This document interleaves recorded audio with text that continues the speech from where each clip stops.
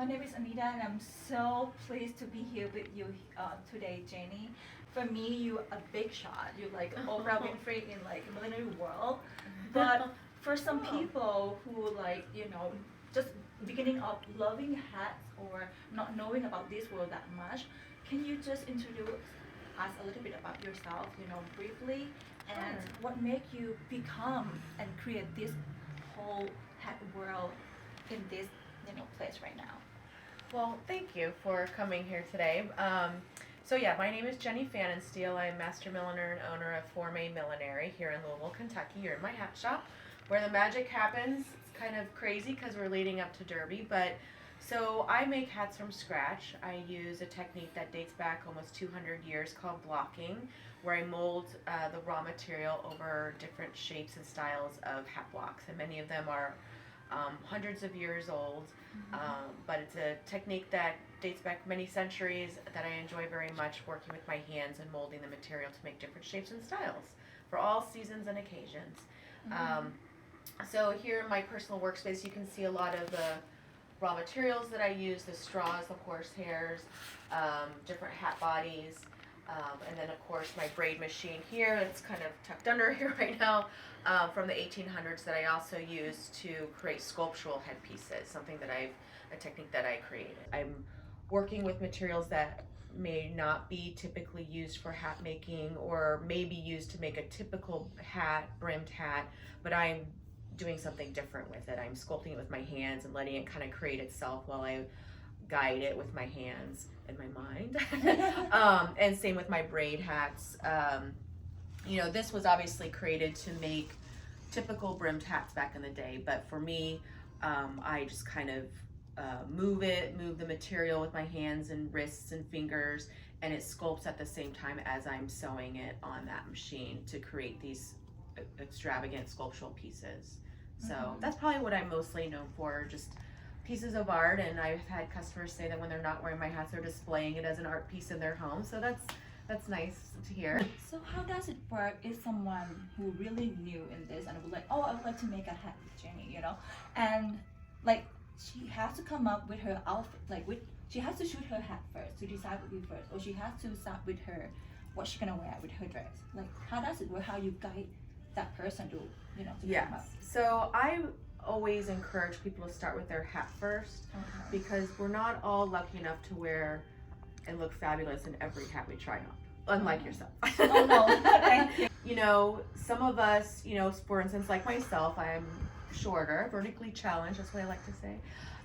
So a huge brim for me would really swallow me. So if even someone that has really short hair, having a brim that maybe flips up instead so it shows your face and your hair length.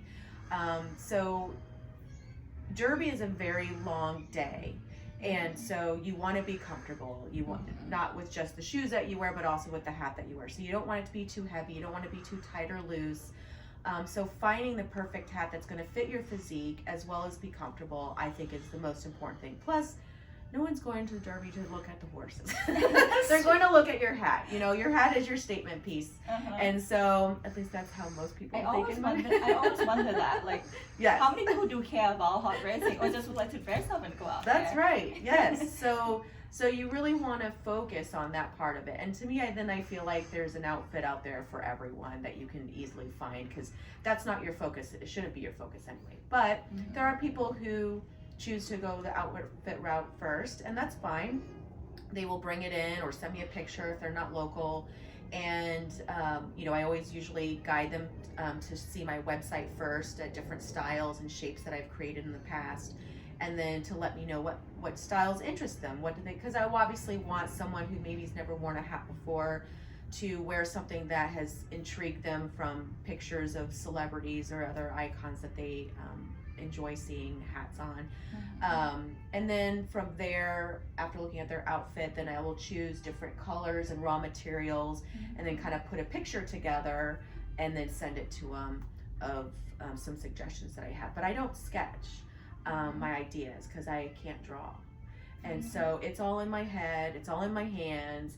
And so, but I guide people to get them an idea of what it will maybe come Uh-huh. by things that I've made in the past, shapes, and then I put together colors. And I'm very fortunate that my customers trust Yes. my creativity and the quality of work that I do to just kind of let me do my thing. So, and I ask them a lot of questions, almost like a hairstylist gets to know their clients really well. Uh-huh.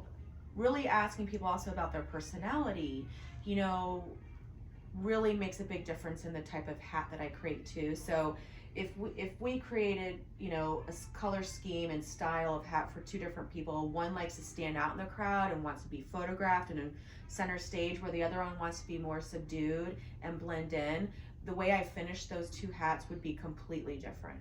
So, just asking a lot of questions, and like you said, it's for a lot of people, it's their first time, they're not familiar with wearing hats. And so, I want that part of their process of going to the Derby and that whole experience to be very smooth and not for them to worry, and, to know that they're being taken care of. So I'm going to look fabulous in the end. I believe that. But I think mostly people who do custom designs, they come here. But what about people who live in different states, or different part of the world? I don't know how you feel about that. So how do you do custom design with you? So I have a lot of clients that are from not in the Kentucky area that I'm working with, other parts of the U.S. or the world, and so I can talk to them over the phone, through email, through a Zoom call, and just ask them just basic questions. As I do actually have a formal questionnaire if we want to get that detailed. But just by starting out by learning more about them as a person, I ask them to send me pictures of what they look like, so I can get an idea of their physique, their height, their hair length, face shape, all of that. If they have an outfit of what they're wearing, obviously get a picture of that. Or just some ideas of styles of hats that they like and interest them, because I certainly don't want to create a style that they would never wear.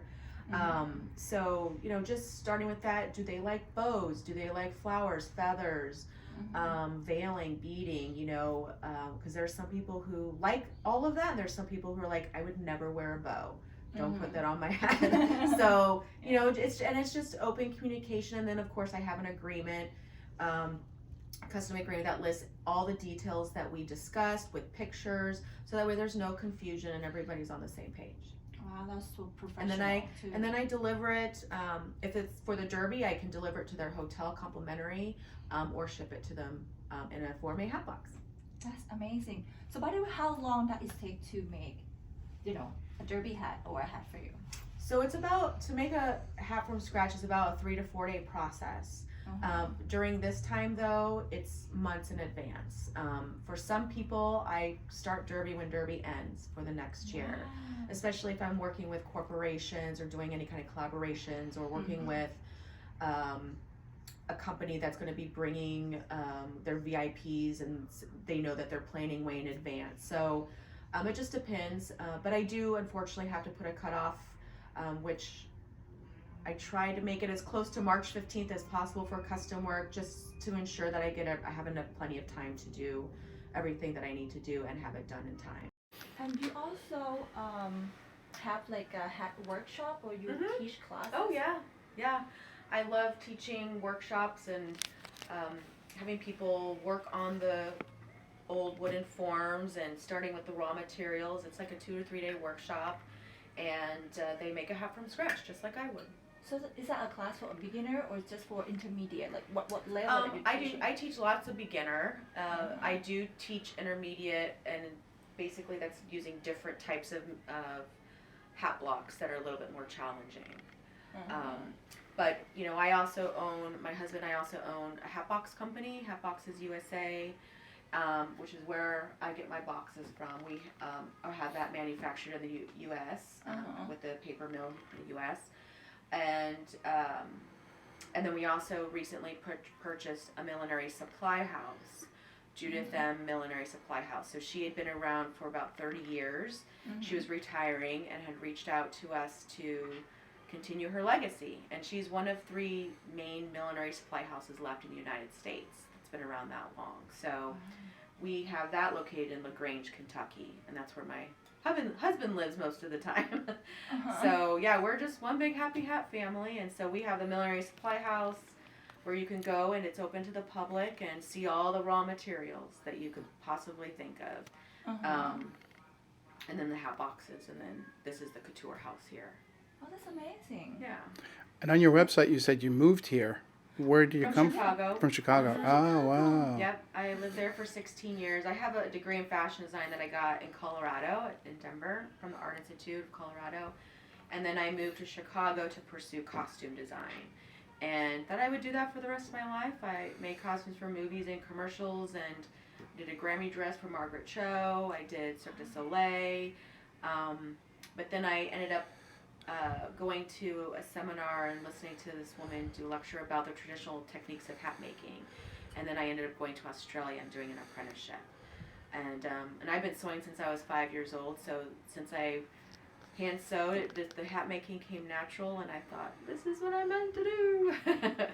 So I completely switched gears and started making hats in my basement in Chicago, and slowly, started getting it out into the world, and then started visiting here and doing custom work for Derby, and fell in love with the town and the people, and convinced my husband to leave Chicago to here, and Wow. and opened up a store. Wow, the rest is history. That's And the rest is amazing. history. Yep.